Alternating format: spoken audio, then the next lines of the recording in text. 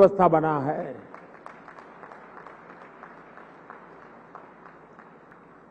और इसलिए ये अवसर है हमारे युवाओं के लिए जो 5G टेक्नोलॉजी की मदद से दुनिया भर का ध्यान खींचने वाले इनोवेशंस कर सकते हैं।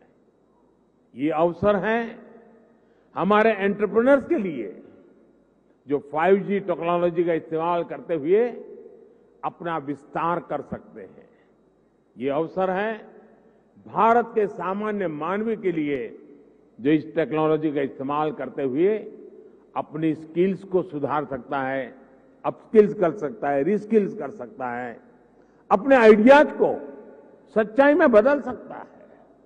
साथियों, आज का ये ऐतिहासिक अवसर एक राष्ट्र के तौर पर, भारत के एक नागरिक के तौर पर हमारे लिए नई प्रेरणा लेकर आया है। क्यों ना हम इस 5G टेक्नोलॉजी का उपयोग करके भारत के विकास को अभूतपूर्व गति दें। क्यों ना हम इस 5G टेक्नोलॉजी का इस्तेमाल करके अपनी अर्थव्यवस्था को बहुत तेजी से विस्तार दें। क्यों ना हम इस 5G टेक्नोलॉजी का इस्तेमाल करके अपनी प्रोडक्टिविटी में रिकॉर्ड वृद्धि करें। साथियों, इन सवालों में हर भारतीय के लिए एक अवसर है, एक चुनौती है, एक सपना है और एक संकल्प भी है। मुझे पता है कि आज 5G की इस लॉन्चिंग को जो वर्ग सबसे ज्यादा उत्साह से देख रहा है वो मेरा युवा साथी है, मेरे देश की युवा पीढ़ी है। हमारी टेलीकॉम इंडस्ट्री के लिए भी कितने ही बड़े अवसर इंतजार कर रहे हैं। रोजगार के कितने ही नए अवसर बनने जा रहे हैं। मुझे विश्वास है हमारी इंडस्ट्री, हमारे इंस्टीट्यूट्स और हमारे युवा मिलकर इस दिशा में निरंतर काम करेंगे। और अभी जब मैं काफी समय पूरा जो एग्जीबिशन लगा है उसको समझने का प्रयास करता था। मैं कोई टेक्नोलॉजी का विद्यार्थी तो नहीं हूं, लेकिन समझने की कोशिश कर रहा था।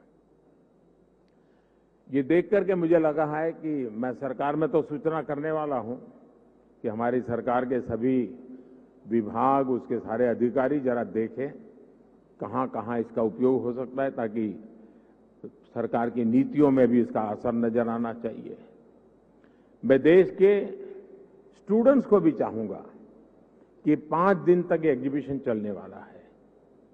मैं खास करके टेक्नोलॉजी से जुड़े स्टूडेंट्स से आग्रह करूंगा कि आप आइए, इसे देखिए, समझिए और कैसे दुनिया बदल रही है। और आप एक बार देखेंगे तो अनेक चीजें नई आपके भी ध्यान में आएगी, आप उसमें जोड़ सकते हैं। और मैं इस टेलीकॉम सेक्टर के लोगों से भी कहना चाहूंगा, मुझे खुशी होती थी जिस स्टॉल में मैं गया, हर कोई कहता था ये इंडिजीनियस है, ये आत्मनिर्भर है, ये हमने बनाया है। सब बड़े गर्व से कहते थे, मुझे आनंद हुआ। लेकिन मेरा दिमाग कुछ और चल रहा था।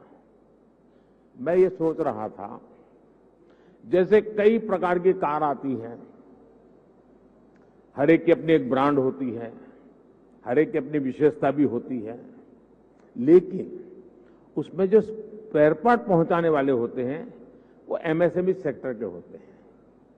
और एक ही एमएसएमई के एक फैक्ट्री वाला 6 प्रकार की गाड़ियों के स्पेयर पार्ट बनाता है, छोटे मोटे जो भी सुधार करने करे वो देता है। मैं चाहता हूं कि आज हार्डवेयर भी आप लगा रहे हैं, ऐसा लगा मुझे आपकी बातों से। क्या एमएसएमई सेक्टर को इसके लिए जो हार्डवेयर की जरूरत है उसके छोटे छोटे पुर्जे बनाने के लिए उनको काम दिया जाए, बहुत बड़ा इकोसिस्टम बनाया जाए। एकदम से मैं व्यापारी तो नहीं हूं, मुझे रुपये पैसे से लेना देना नहीं है, लेकिन मैं इतना समझता हूं कि कॉस्ट एकदम कम हो जाएगी, एकदम कम हो जाएगी। हमारे एमएसएमई सेक्टर की ये ताकत है। और वो सप्लाई आपको सिर्फ अपने यूनिकनेस के साथ उसमें सॉफ्टवेयर वगैरह जोड़ करके सर्विस देनी है। और इसलिए मैं समझता हूं कि आप सब मिलकर के एक नया और मिलकर के करना पड़ेगा और तभी जाकर के इसकी कॉस्ट हम नीचे ला सकते हैं। बहुत से काम हैं हम मिलकर के करते ही हैं, तो मैं जरूर इस क्षेत्र के लोगों से भी कहूंगा। मैंने ये भी देखा है कि स्टार्टअप में जिन बच्चों ने काम किया है, जिन नौजवानों ने काम किया है, ज्यादातर इस क्षेत्र में उन्हीं स्टार्टअप को ओन कर करके उसको स्केल अप किया गया है। मैं स्टार्टअप वाले साथियों को भी कहता हूं कि आपके लिए भी इस क्षेत्र में कितनी सेवाएं अधिकतम आप दे सकते हैं, कितनी यूजर फ्रेंडली व्यवस्थाओं को विकसित कर सकते हैं, आखिरकार इसका फायदा यही है। लेकिन एक और चीज मैं चाहूंगा, ये भी आपका जो एसोसिएशन है वो मिलकर के एक मूवमेंट चला सकता है क्या? एटलीस्ट हिंदुस्तान के सभी डिस्ट्रिक्ट हेडक्वार्टर में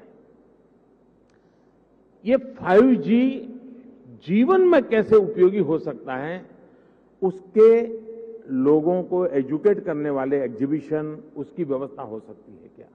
मेरा अनुभव है, छोटा सा उदाहरण बताता हूं। हमारे देश में 24 घंटे बिजली, ये सपना था। मैं गुजरात में जब था तो मैंने एक योजना बनाई, ज्योति ग्राम योजना, और मेरा सपना था कि मैं गुजरात के हर घर में 24/7 बिजली दूंगा। अब मेरे सारे अफसर कहते थे साहब संभव ही नहीं है, ये तो हम कर ही नहीं सकते हैं। तो मैंने एक सिंपल सी सॉल्यूशन दिया था। मैंने कहा हम एग्रीकल्चर फीडर अलग कर दें, डोमेस्टिक फीडर अलग कर दें, और फिर उस काम को किया और एक एक जिले को पकड़ करके काम पूरा करता था। बाकी जगह पे चलता था लेकिन एक काम पूरा करो। फिर उस जिले का बड़ा समिट करता था, 2.5-3 लाख लोग आते थे, क्योंकि 24 घंटे बिजली मिलना एक बड़ा आनंद उत्सव का समय था। वो 2003, 4, 5 का कालखंड था। लेकिन उसमें मैंने देखा, मैंने देश भर में बिजली से होने वाले काम, बिजली से चलने वाले यंत्र, उनकी एक बहुत बड़ी प्रदर्शनी लगाई।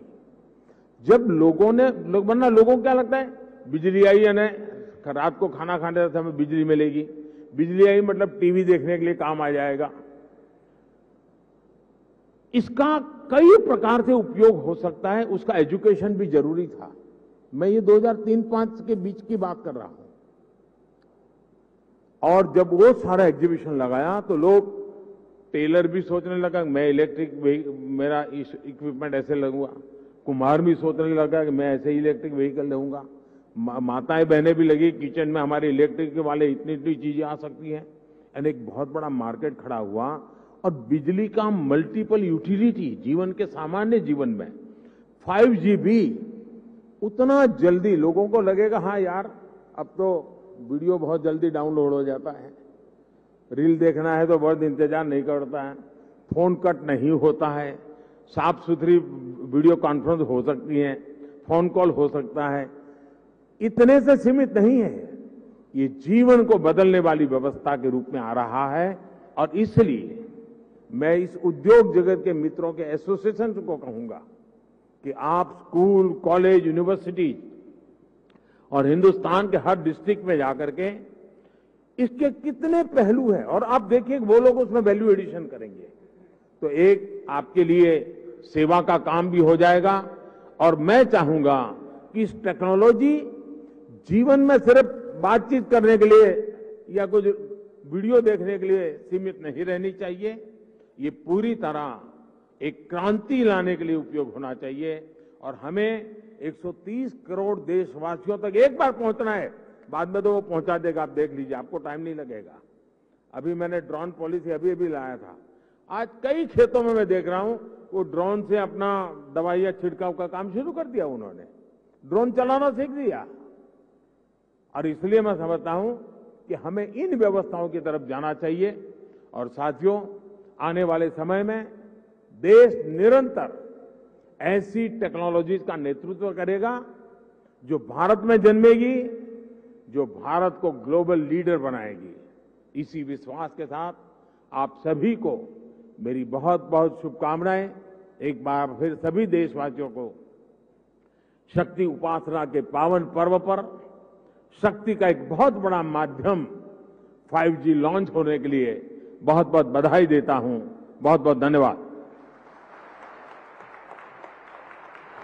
बहुत बहुत धन्यवाद माननीय प्रधानमंत्री जी। आपके संदेश, आपके विचारों ने हमेशा से सभी में एक नई ऊर्जा दी है, सपने देखने की, सपनों को साकार करने की एक हिम्मत दी है, कुछ कर गुजरने की एक हौसला दिया है, नामुमकिन को मुमकिन करने की एक जिद दी है, गति दी है।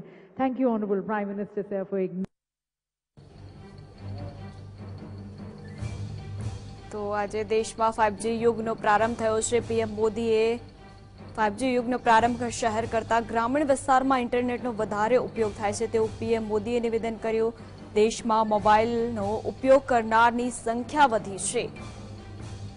ભારત મોબાઈલ ફોન ઉત્પાદનમાં નંબર 2 ઉપર છે તેવું પીએમ મોદીએ જણાવ્યું છે। આજે ભારત દુનિયાને મોબાઈલ આપે છે। गर्वथी पीएम मोदी आ बात कही है।